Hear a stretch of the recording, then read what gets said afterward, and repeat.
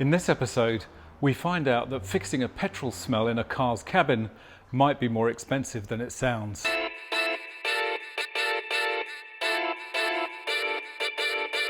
So you join me today in the garage in front of the R8. If you're new to the channel, thanks for stopping by. I've got a back catalogue of about 140 videos featuring this beautiful R8, a crazy Mercedes CL65 with a V12, and a beautiful SL55, which is the subject of this video. It'd be great to have you as a subscriber. So I don't normally do a midweek video, but I thought it would be useful just to put out a part one to a saga that might stretch out for quite a few parts. So those of you who've been following my channel for a while will know that about a month ago I picked up a beautiful SL55 AMG Roadster in silver over a beautiful berry red interior. Pretty much the first time I took it for a drive, however, I noticed quite a strong smell of petrol in the cabin, petrol fumes. It's not outside on the petrol cap, it's actually around the back here near the rollover protection. I can smell fumes coming up from there, and when the car is sitting with the windows closed, that smell does build up.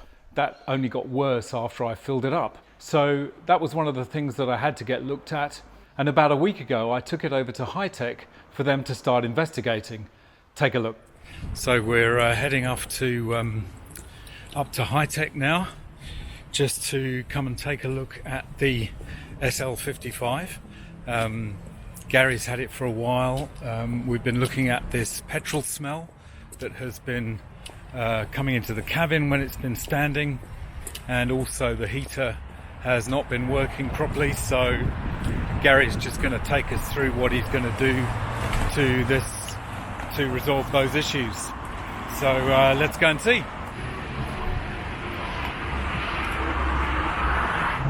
Hey Gary, mate, how you going? Good to see you. Yeah, that smell, yeah, coming from up in the tank. Well, we've got to get the tank out of the car. Right. It's a big job.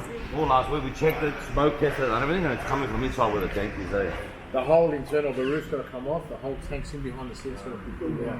I've seen it before, seams leak when they join the mold together. See all that, rear seat, everything, the way it mounts, yep, harness, wiring, the whole thing. I think it's come up through there, that must be the breathers through there. So everything. And then the hoses run through the body.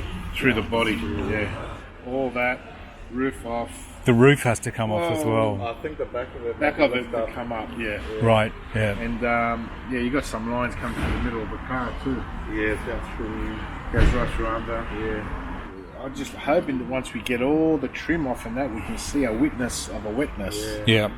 This is when I first opened the boot, that was where the main smell was coming from. Okay. There's a smell in the boot, and it's also in the cabin as well. Yeah. Yeah. And I've sort of checked, I've pulled the panels down, so I've checked all the fuel lines and the injectors at the front. So Yeah. there's nothing in the front, is there? So it No. has to be. Yeah. Has to be there. We're thinking possibly the seam, or is there a breather hose, or is there some sort of hose? But to get all this trim off, we're just hoping to witness a wetness, or we've got all these units with these lines, and you've got main lines coming through, then you've got all under here. Mm-hmm. Yeah, there's a fair bit. You've got to pull that off, and you've got to pull all this off to get there. It's just one of those things.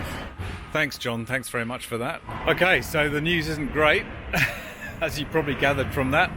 It looks like we're going to have to strip out all the interior of the boot. Parts of the roof are going to come off. It's going to be a massive job, which means massive money.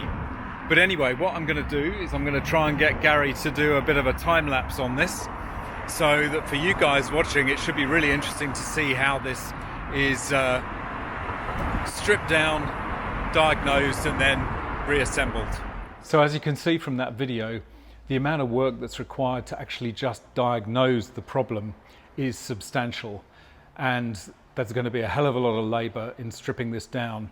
Also, they're going to have to remove parts of the roof, and the latest update I had was that special tools for that purpose had to be ordered in, or at least hired for the purpose, and so you can tell that this is going to be a pretty massive exercise to try and trace this fault. So stay tuned for part 2 on that. It'll be really interesting to see what the fault actually turns out to be, and hopefully will be useful for other R230 owners who might have this petrol smell. So I hope you found this video interesting and informative. If you did like it, don't forget to smash that like. It would be great to have you as a subscriber and hit that notification bell. You can follow me on Instagram at mguy.tv or Twitter at mguy_TV, and I look forward to seeing you in the next video. Bye for now.